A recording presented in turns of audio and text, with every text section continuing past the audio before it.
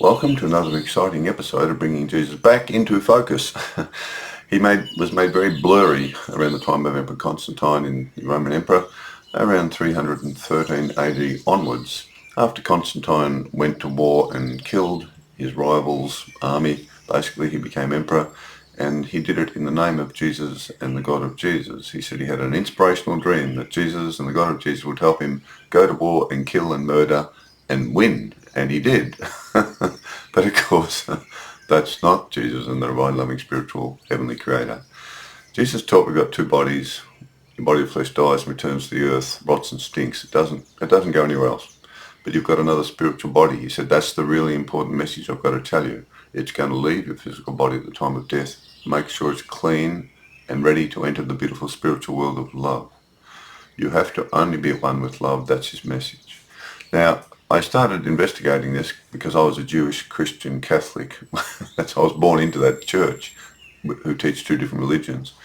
And I left when I was 16 because they were teaching a lie that the Jewish God is the same divine source of love that Jesus was at one with. That's a lie. The Jewish religion worship two gods. It's not monotheistic. They worship a brutal, murdering, genocidal, revengeful killer war god whom they choose to call Yahweh.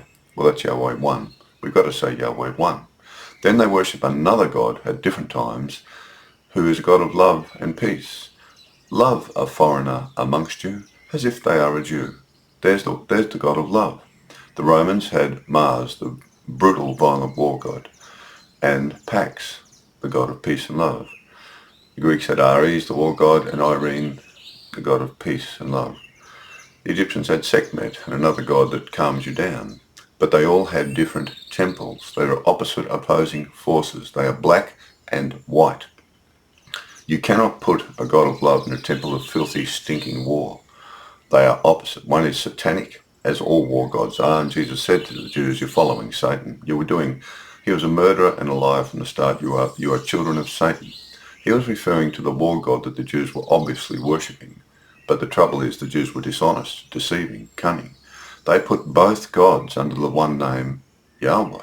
So you've got Yahweh too, the loving, kind, forgiving God, is supposed to be the same God of the unforgiving, brutal, revengeful, murdering, genocidal maniac, just like Mars and Ares and Sekhmet and Yahweh one. They're all the same God. The Jews worship Mars. They worship Sekhmet. They worship Ares, and vice versa for all the others. They worship Yahweh one. If you look at these descriptions historically that these cultures have of their stinking, filthy war god, including Yahweh one, they're all the same.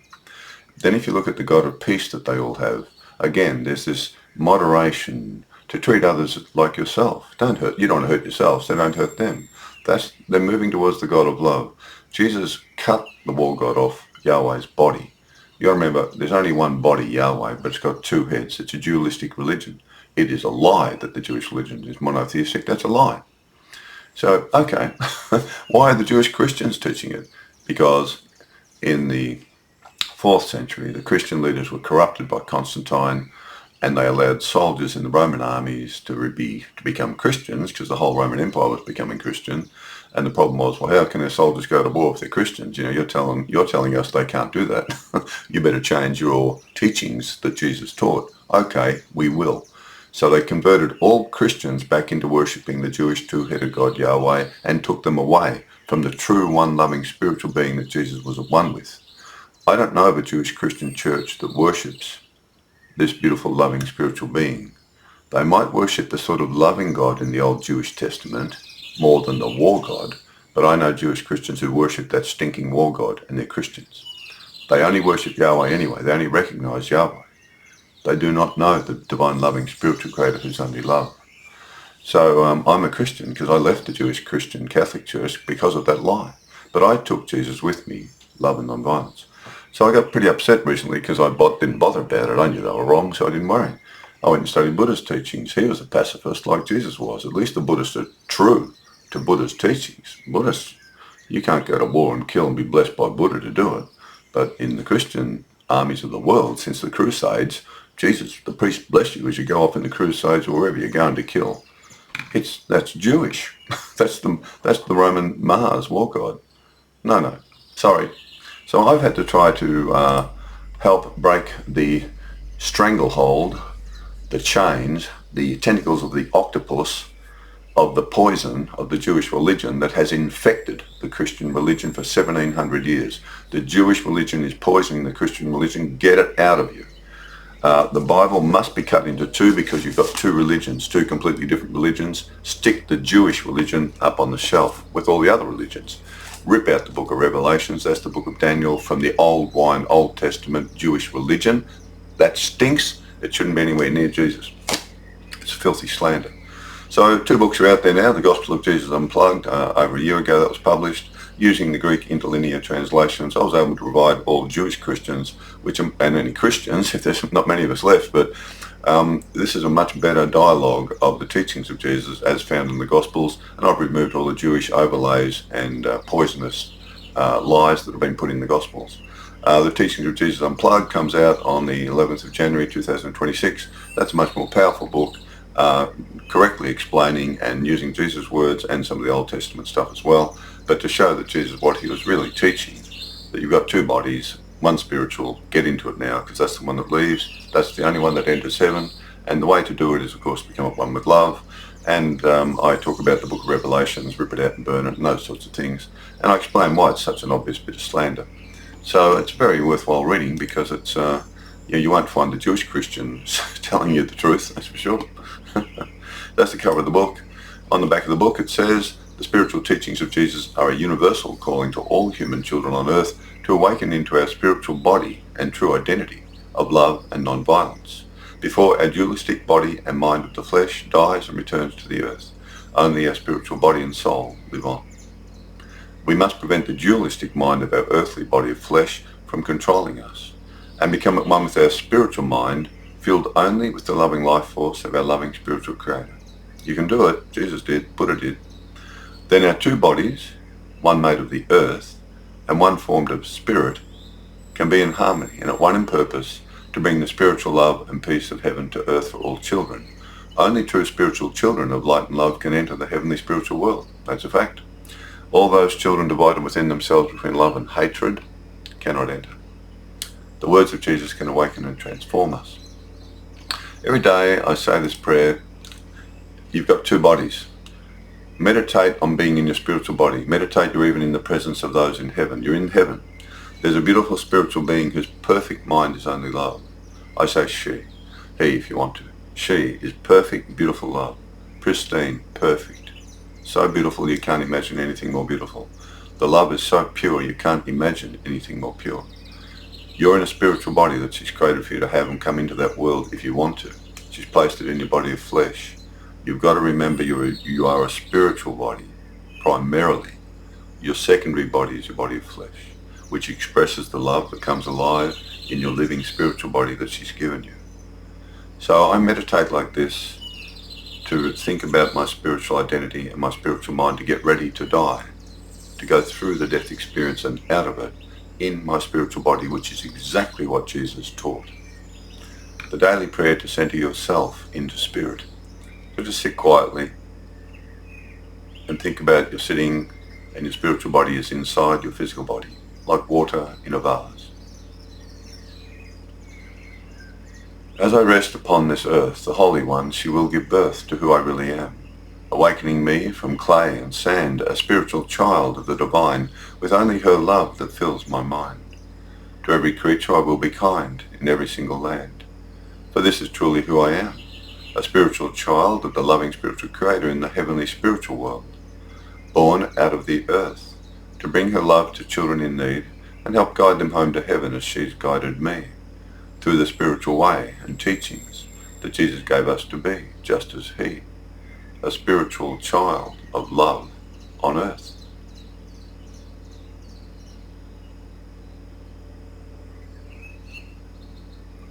That's our true identity, yours and mine and everyone's on the planet, if you get into it. I use the Spirit Earth logo, that's my logo I use, representing the two bodies in the circle of oneness, at one together in purpose. So Jesus on the cross, his body of flesh died, buried, and the disciples hid it, and it rotted away like all our bodies do, and Jesus said that's exactly what will happen. Feed it to the vultures, he said, there's nothing left into it. They're his words. Correct. The dove represents his spiritual body, his pure spiritual body, and only spiritual, that he left in. He briefly appeared to the disciples in his spiritual body, then he left. He went to heaven, and his last words in the John Gospel are, "Follow me. Come to where I've gone." By following my words, understanding them, and being transformed and awakened, your spiritual body and spiritual mind of love, which you may not have awoken, you may not be living out of it, you might be a beast of the flesh, a mass-murdering warmonger, covered in darkness. You have to shift into the spiritual body to get into heaven. Do it now, because heaven's eternal, and your body of flesh is only temporary. That's what he taught, and I believe him. Now, this is the last main chapter of the book, so we've come to the end of the book, and these are just some spiritual analogies that I've put in just to sort of talk about the two bodies and how they sort of work, and based on a couple of things. So here they are, spiritual analogies. The caterpillar and butterfly, I didn't put that in, but that's a pretty common one. You've got the butterfly body inside the caterpillar body dies, and what comes out of it? The butterfly body. So a body of flesh dies like the caterpillars, and then hopefully, if your butterfly is alive, you see, it's got to be filled with love, you fly away in your spiritual body, so to speak, like an angel.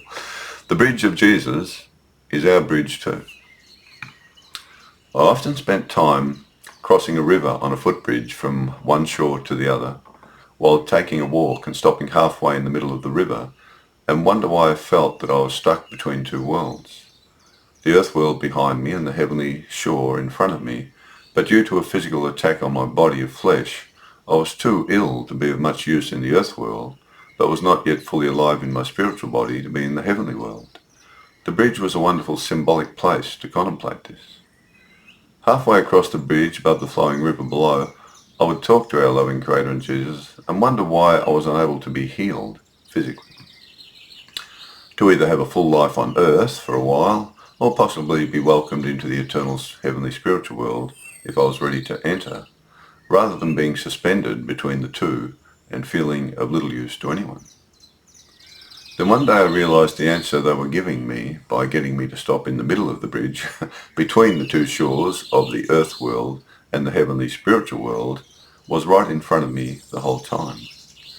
They were trying to help me understand that I was the bridge itself between the two shores, just as Jesus was and wanted us to be also.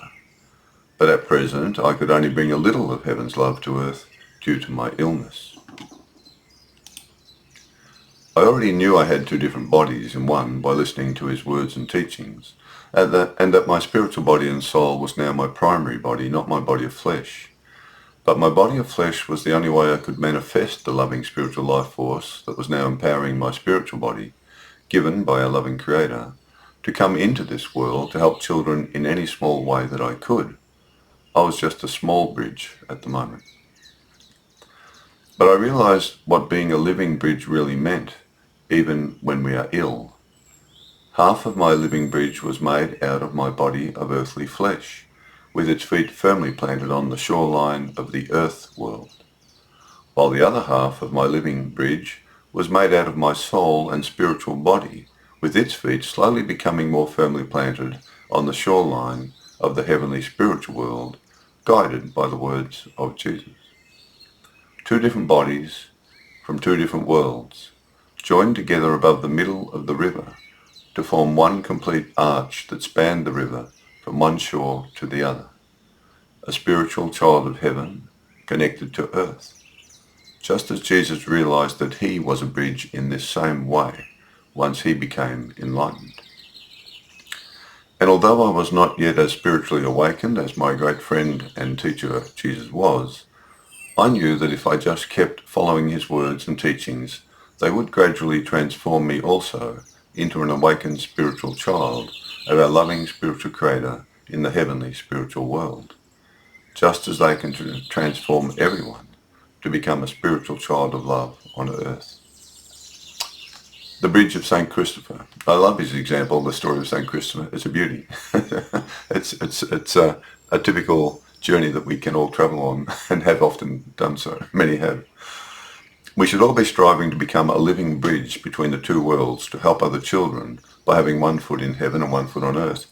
This is like the beautiful story of St. Christopher's spiritual awakening to become a bridge.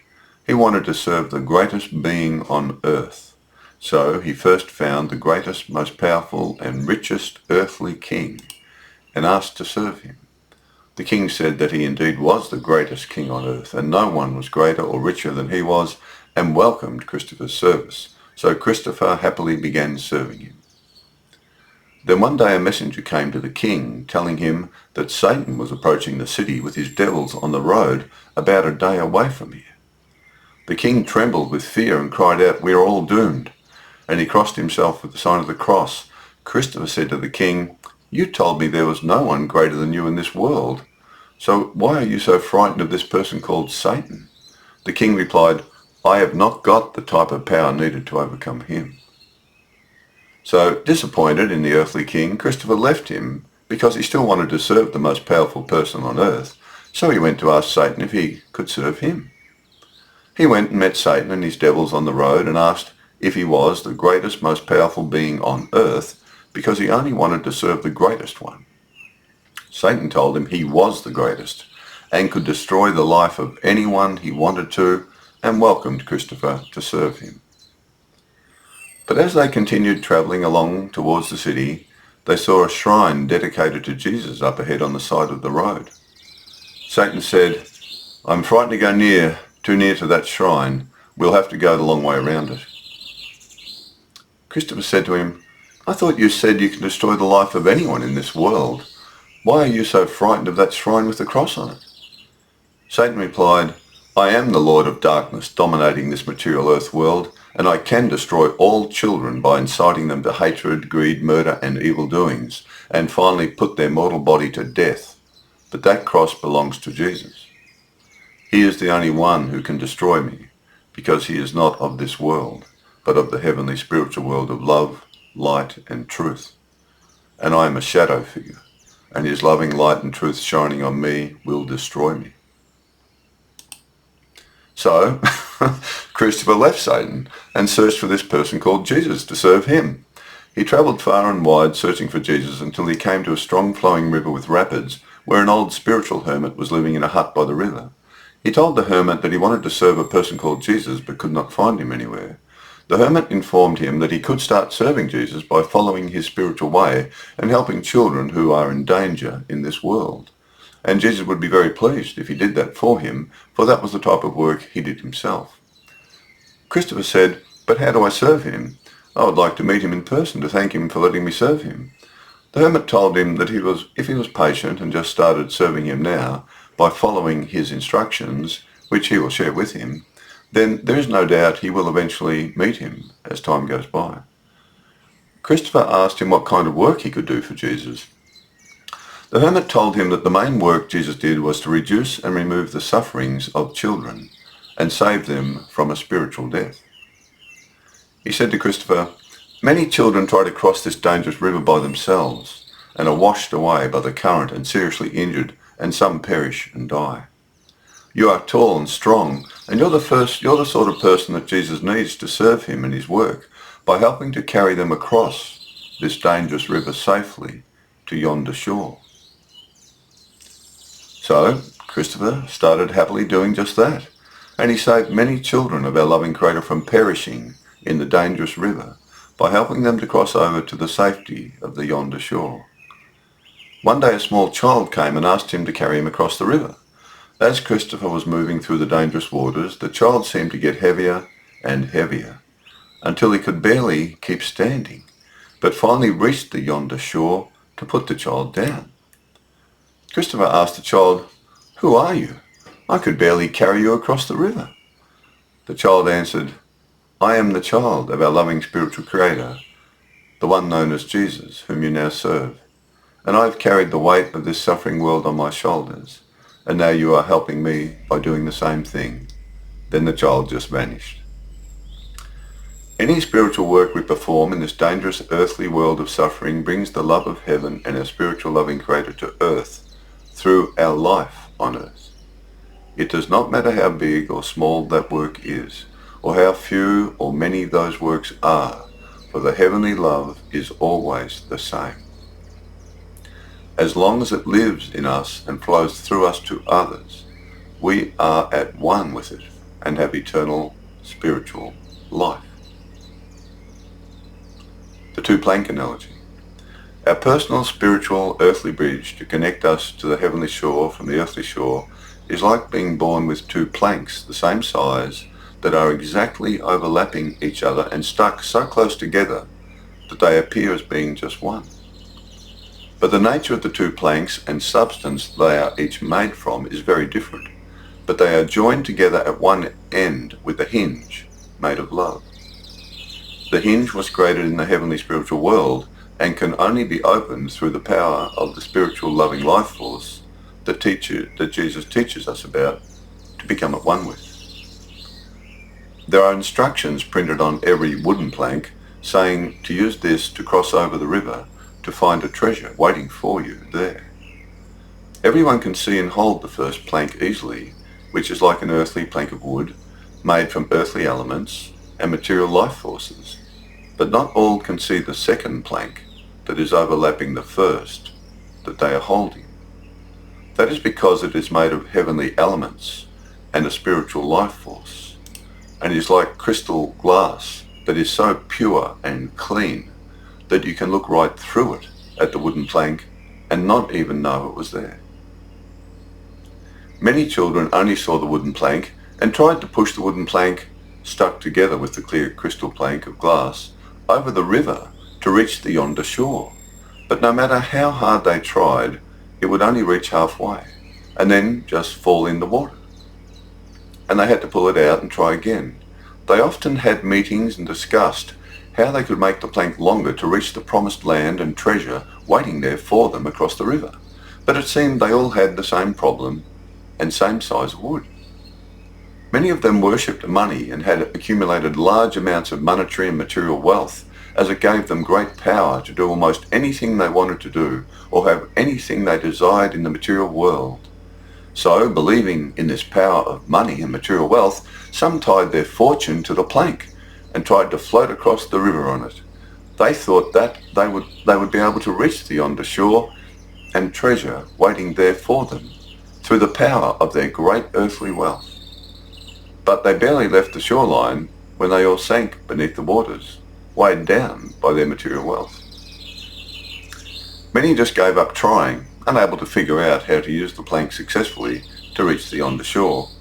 Then one day, while they sat around talking about whether the instructions and story about the treasure waiting for them on the yonder shore was just a big hoax, a shepherd wandered by and asked them what they were all talking about so intensely. And they explained the conundrum they all had of how to use this plank given to them to cross to the yonder shore where a treasure was promised to be waiting for them to receive, and how they all failed no matter what they tried and were beginning to think it must be a joke. The shepherd said, "I had the same plank as you, but I was inspired to look more closely and deeply at the plank and discovered how to make it reach the yonder shore, and now I can go over and come back any time I want." They were amazed that a simple shepherd had worked out such a complex, bewildering conundrum when they, with all their material wealth and intellectual intelligence as leaders in this material world, could not. "How did you do it?" they asked the shepherd. He said, "I found another plank that is spiritual and as clean as pure glass, that is overlaid on the wooden plank, which has a hinge made of love at one end. And once I found that hinge and realized what it and the plank was made of, I just opened up the spiritual plank of pure crystal glass, and both of the planks then extended out as one and formed a safe bridge for me to reach the other shore easily." And they asked the shepherd, how was it that he could see the plank of spiritual glass when they could not?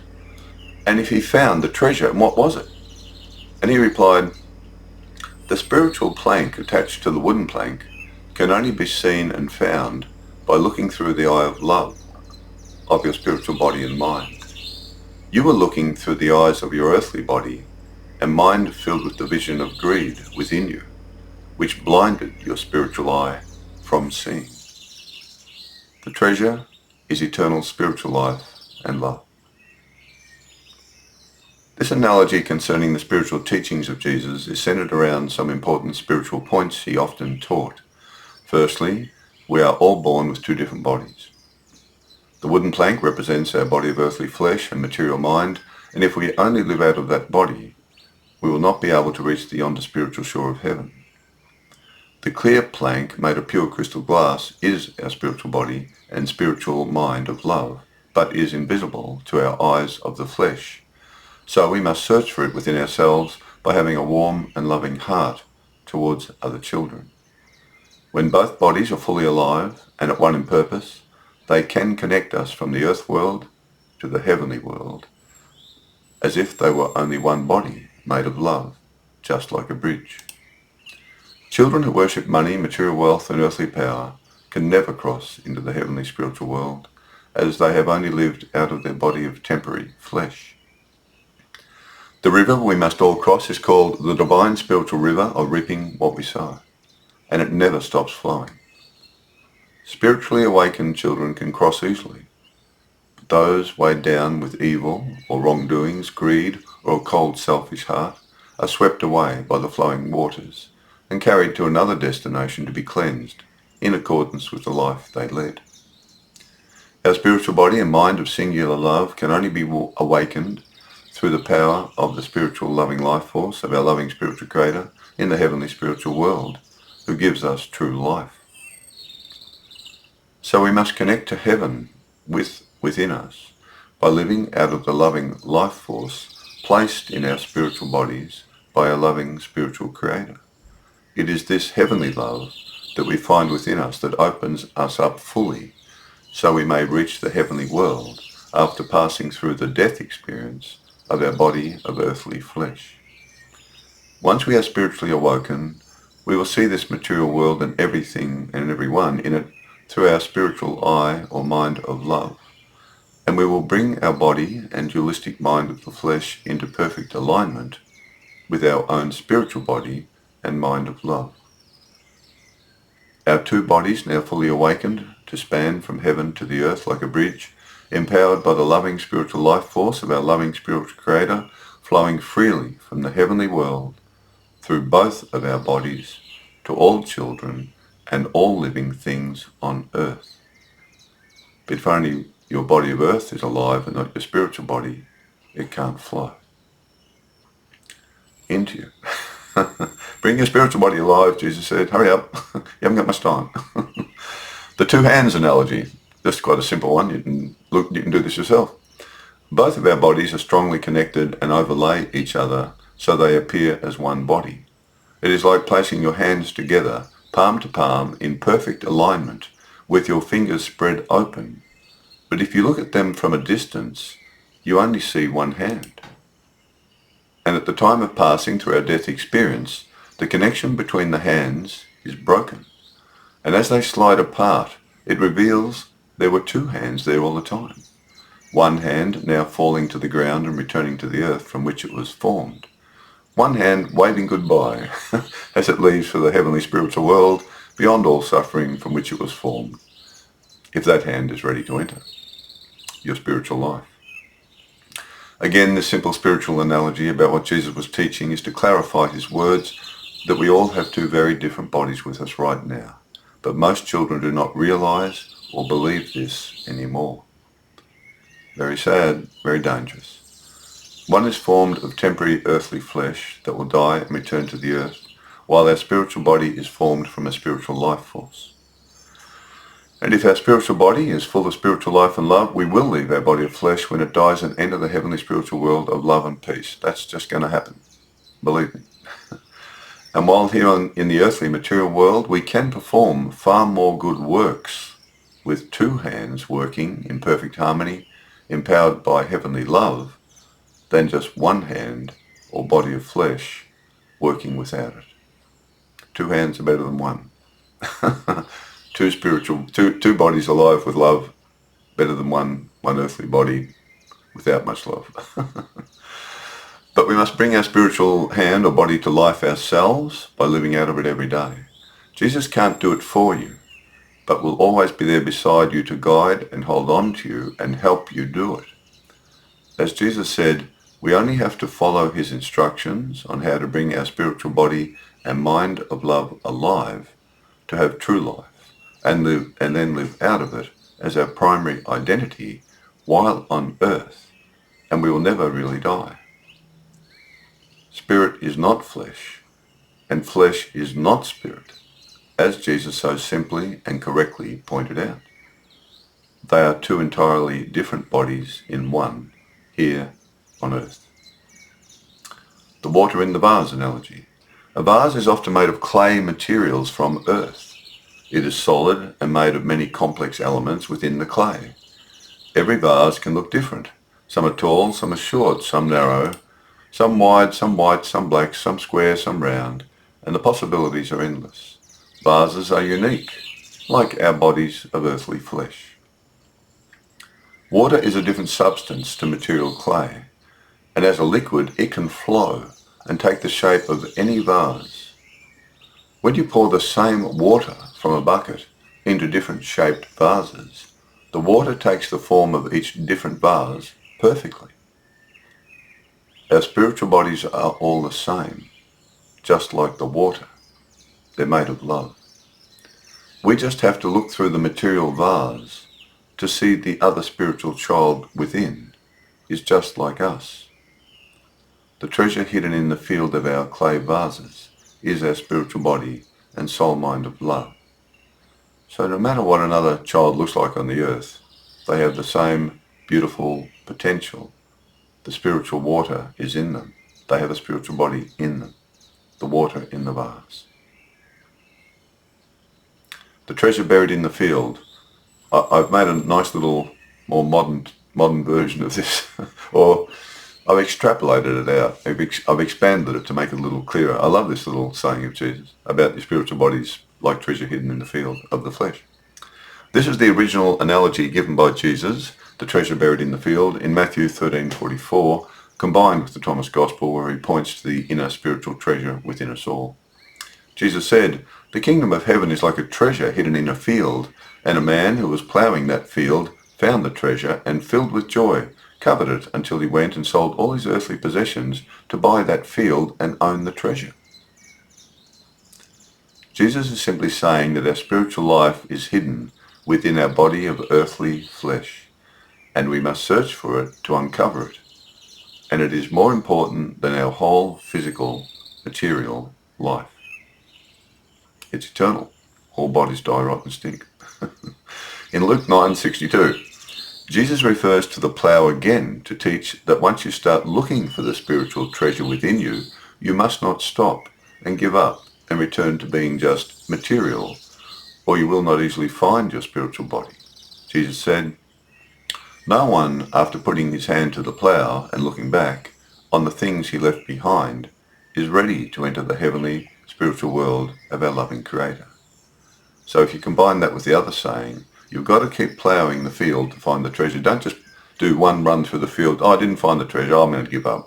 I didn't find my spiritual body of love and non-violence. I still hate people. I love doing that. I think I'll even go to war and kill people." Yeah, do that. You haven't found the treasure. You found stinky Satan if you do that. So that's again, he's saying, keep searching.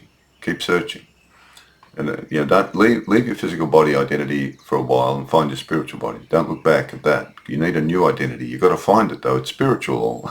Keep ploughing.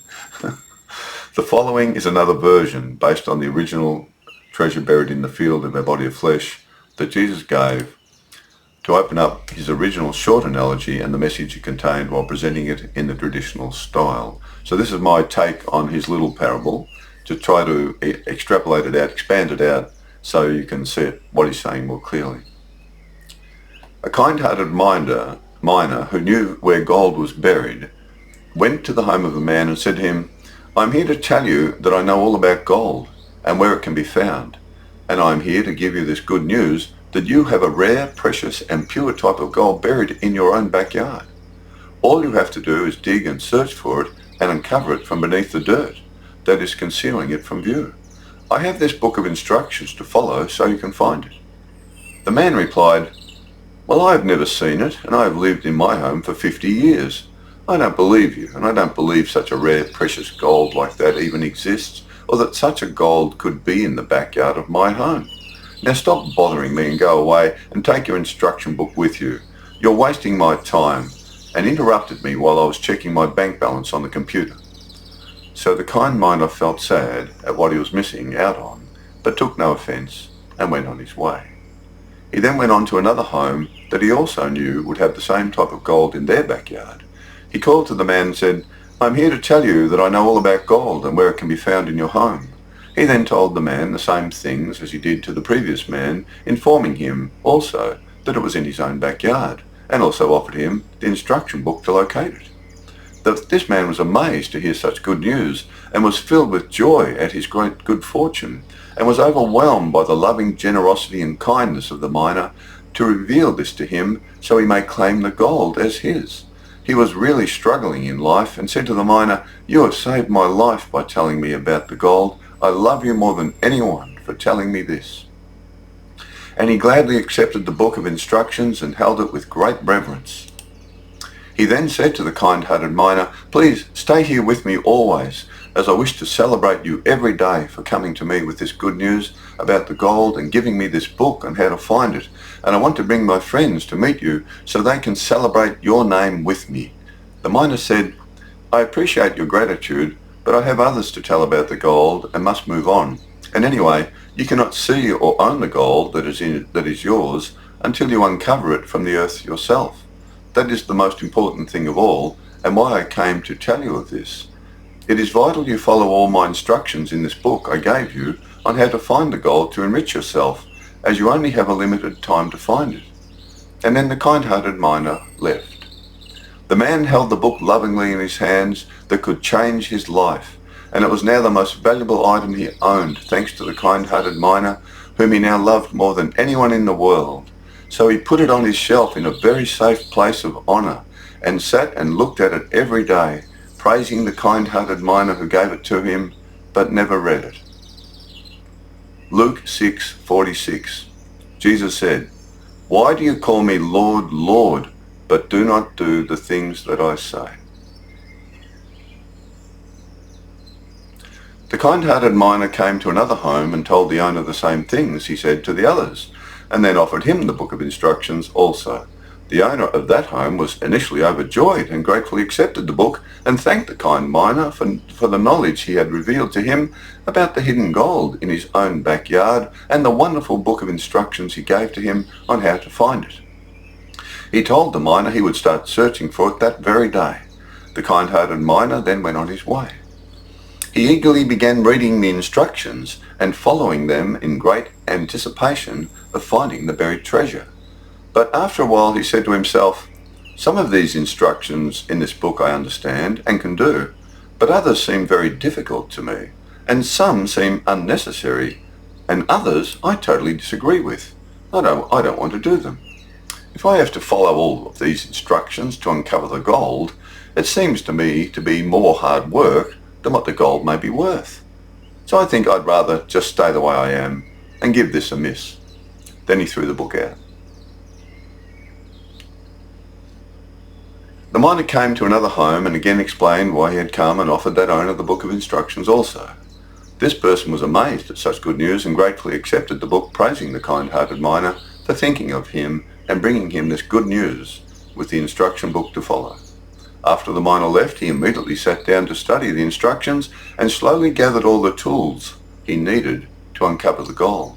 Some he already had, while others he had to go out and acquire, in order that he had all the necessary tools the miner instructed him to have to uncover the golden treasure. He then began applying all the tools to the job of uncovering the treasure hidden in his own backyard, until it began appearing from within the field of earth that had been covering it up all the time. Following all of the instructions, he finally set it free from the earth and lifted it up glistening in the sunlight. And for the first time he beheld the beauty and the purity of this rare, precious gold that was buried in his own backyard, but never knew it was there. And he thought of the kind-hearted miner who went to all that trouble to tell him about it and how to find it. and was grateful to him. And now it was his to call his own, thanks to the kind-hearted miner who helped him find it. Our true spiritual life and spiritual body and soul is hidden within our body of flesh. Some children do not believe it exists at all, and so never look for it. Some children have immense love for the one who told them about it, and treat the instruction book with great reverence, but never read it. So never look for the gold either, but just love the one who gave them the book. Some children are very grateful to the one who gave them the book and start to read the instructions enthusiastically, but soon find they involve too much hard work, so decide to give up, never look for the gold either, and throw the book away. But some children are very grateful to the kind-hearted miner and love him for giving them the knowledge and instruction book on how to uncover the gold. They immediately start reading all the instructions and gather together all the tools mentioned that are needed to uncover the gold by digging in the earth, until the gold begins to be revealed to them just as he said it would be. Only then do they understand what the treasure he spoke of really was, their own eternal spiritual life, filled only with love, the richest, most pure thing of all to have as your own.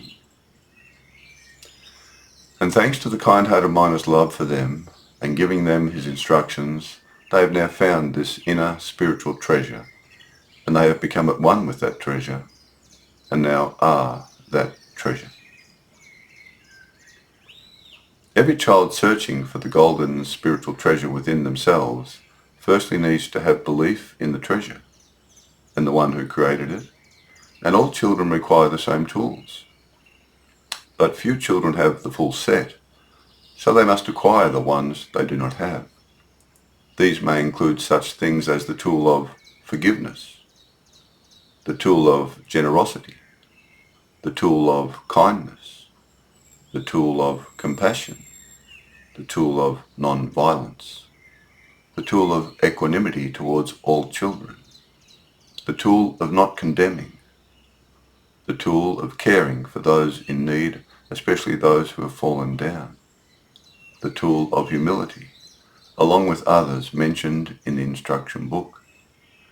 But the most important tool of all, from which all the others are formed and made from, is love. For our loving spiritual creator is only love, and it is she who created our spiritual life, spiritual body, and soul out of her loving life force, for us to come out from this material world of suffering at the end of our journey and enter the heavenly spiritual world of love. That's my take on the treasure hidden in the field. I hope you like it. Soul riders on an earthly horse. I like this one too. It does help you accept death. I find it very helpful to accept my own physical death by thinking this way. And it also makes sense. It matches Jesus' teaching, so it's a good analogy. I like it. Soul riders on an earthly horse. We are like spiritual riders on an earthly horse. We are not the horse, and the horse is not us. But everything our horse feels, we feel and experience also. And the spiritual feelings we can experience can also be felt by our horse.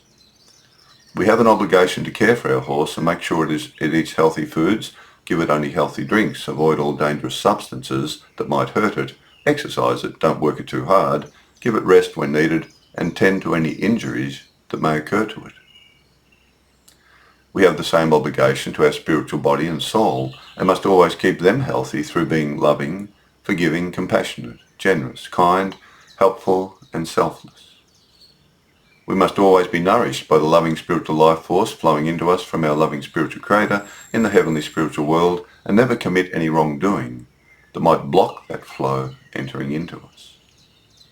We can then share this loving life force endlessly with other children, as the more we share, the more flows into us, and we are never empty of this heavenly love, endless love, flowing through us to all. Then we hold the reins of our horse, and together we act as one in purpose to bring heaven's love to all those in need, until our horse's life ends and they return to the earth, and we dismount to return hopefully to the heavenly spiritual world. God is love. Love is true life. It's a life force. It's an energy. So that's my, yep. Okay, so that's that one. We'll just, I'll leave the conclusion for the next time. So there you go. There are a few little spiritual analogies. I didn't put in the caterpillar butterfly. It's a well-known one. The two bodies. So Jesus taught this absolutely. This is the crux of his teachings. We've all got two bodies. One's flesh and it's going to die, and it causes a lot of pain and suffering. Regretfully, the brain, the biological brain, mind of the body of flesh and its central nervous system, pain, pleasure, etc., can develop dualistic, opposing black and white, evil, good forces, identities. He said, be careful. The body of flesh is dangerous. It's a delicate sort of instrument, you might say. You must not gravitate towards evil thinking. Your horse will become a black, evil, satanic figure. Adolf Hitler, Putin, Netanyahu, Hamas, all the satanic children in the world we've ever known, who murder and kill other children. That's what they do. They're satanic. That becomes a dark, filthy, stinking covering over their beautiful spiritual body that's beautiful. And look what they're doing to it. Smearing dog droppings all over themselves. And they think, I smell so nice. Sorry, you smeared yourself in dog crap. You can't enter heaven. So this is the main crux of his teachings. Keep your spiritual body healthy and well. Connect to heaven. Connect to it. Meditate on this. Meditate on the spiritual mind of love. Get rid of all the bad thoughts. That's what Buddhist meditation is all about. Buddha taught children to do this really beautifully. I suggest all Christians, and Jewish Christians too, if they get out of the Jewish bloody religion, but Christians should visit Buddhist teaching temples where monks can help guide you through meditation and why to do it. To see your mind sort of rambling all over the place, bring it back into a peaceful state, and then love everyone. Buddha was very good at teaching meditation to open up the clear light mind by removing the adventitious negativities in your mind or dirt. And what did Jesus say? It's not the dirt on the outside of the body that's the problem, it's the dirt on the inside of the cup. That's the problem. You've got to clean the inside of the cup out, clean the inside of your mind out, he said. Then your eye will be single and you'll be filled with light. Jesus and Buddha had the exact same experience, the clear light mind experience. Jesus went on, they were both pacifists, until that was destroyed by the corrupt church leaders under Constantine. But they both went on to teach others how to experience the clear light mind. But Jesus then went to another level. He realized that, well, okay, I can teach this out in the forest like Buddha, out in the wilderness, away from the cities, the chaos. I can just teach children to become beautiful spiritual children of love. But instead he realized, well, that's passive love. I can experience it myself. And that's what meditation is. It'll help you experience it. You need a quiet place away from the noise and chaos of city life, etc.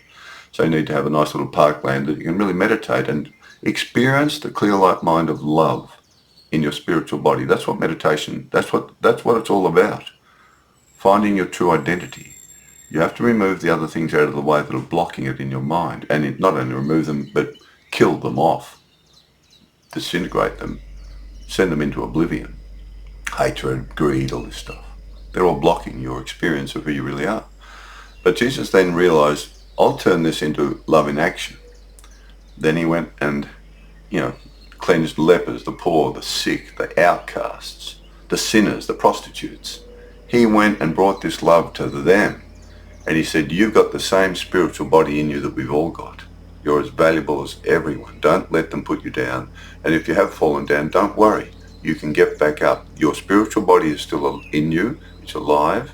But you need to come into it and stop being, doing bad things. Or he would heal a child's physical sickness because he had the spiritual life force from heaven flowing fully into his body. It was fully alive. So he could just pass it out to a child's physical horse, their body, and it could be cured just like that.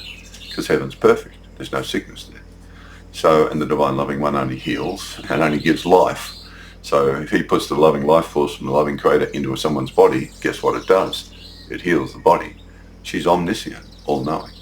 So Jesus could do that. He taught the disciples. Sadly, it's faded out, it's died out, which is a real shame. I'm trying to do it, but I'm not very good at it.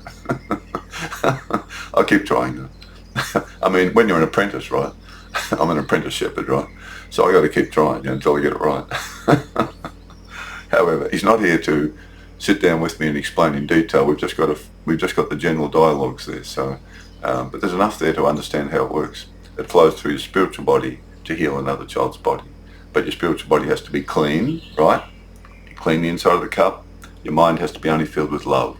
That's the only way this beautiful, pure life force can flow into your cup and not be poisoned, right? Not be tainted. Never mix the new wine of Jesus and the perfect, loving, spiritual creator in the heavenly spiritual world with the two-headed, perverted God of the Jewish religion. Never do that. You'll poison it.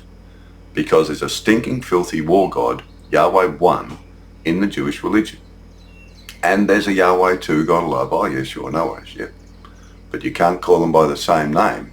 That's deception. That's a con. That's a con trick. But I was never taken in by it. But boy, have I met many Jewish Christians who are. They're Jewish. They worship Yahweh. Blimey. Jesus said, don't do that. You'll get lost. There you go. I hope you like the analogies. That's the last chapter of the book, the sort of main chapter. There's just a conclusion, a little end, and I'll put that on a separate short one just to basically sum things up, I suppose. I've really enjoyed doing this work for Jesus and the loving spiritual creator in heaven. I never bothered. I left the Jewish Christian Catholic Church because they were lying, and I knew Jesus was love and non-violence, so stop telling me the God of the Jews has anything to do with Jesus. Yes, there's a loving Yahweh there. Yeah, okay, I see that. But you're saying this other brutal war god, murdering, genocidal maniac? What, that's Jesus, the Prince of Peace? Oh, sorry. Stop teaching that. The book of Revelations is all about Jesus coming on the clouds, going to put sores on children's body, start wars, starve people to death. That's Jesus? Have you been having mushrooms or something, all you priests and monks and nuns? Are you out of your brains? Why are you saying that? Why are you slandering him? Oh, well, it's always been that way, that we should slander Jesus. But we don't know we're doing it.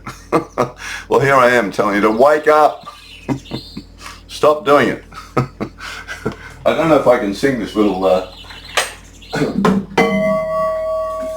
Nice bell. I don't know if I can sing this. I haven't. My voice is crappy because of the lung fungus in the lung. But I thought this is sort of what I've been doing, you know.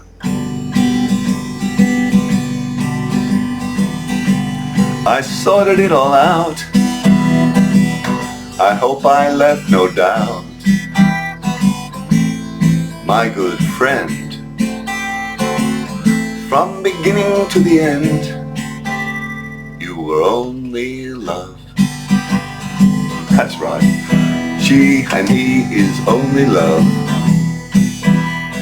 Heaven's only love. Jesus is only love. The loving spirit's creator's only love. Guess what you have to be? Only love. Be only love.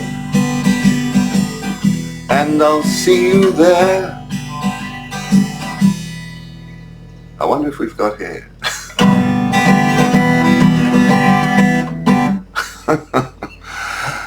I've really loved doing this work for him and the loving spiritual creator. They've inspired me to do it. They've sent me clear messages from heaven to do it because I've always known him as love and non-violence, so I know who he is. And I can see how all the Jewish Christian churches are still heavily poisoning him, and they're perverting children to worship Yahweh. And you can't worship Yahweh. As Jesus said, one of those gods is a war god. All war gods are satanic. And he said they're worshipping Satan and murdering, just like Satan tells them to do, which is exactly there in the Old Testament. You can read it for yourself. It's all through the Testament. They go and murder and kill like the Romans, Mars, Ares, war god, Sekhmet, war god. They use these figments of their imaginations, these deities of figments. These war gods are all figments, false identities, so that they can go and kill and blame it on Yahweh. Pin it on Yahweh. But to say Jesus is the only son of this violent, murdering, genocidal war god? You're slandering my friend. Don't do that. Oh, I sounded very cross there. I can't hurt you. I can only try to love you out of your stinking delusions and confusion. Stop slandering Jesus today. Catholic Church, rip out the book of Revelations, cut the Bible in two. Don't study the Jewish religion anymore, please. Just look at the words of Jesus and get the children to start meditating in church, imagining their spiritual mind of love. Bring in some of Buddha's ways. Jesus was a meditator. He went out into the wilderness to meditate. Start doing that. You've got to change. I wish I could start a new church. I really do. A Christian community of just love. His love, Buddha's meditation techniques. That's it. You can't beat those two. They're both pacifists. Both love, I, single, clear light mind experience. Okay. Love your way to heaven or hate your way to hell. Go to heaven. They say it's much better there.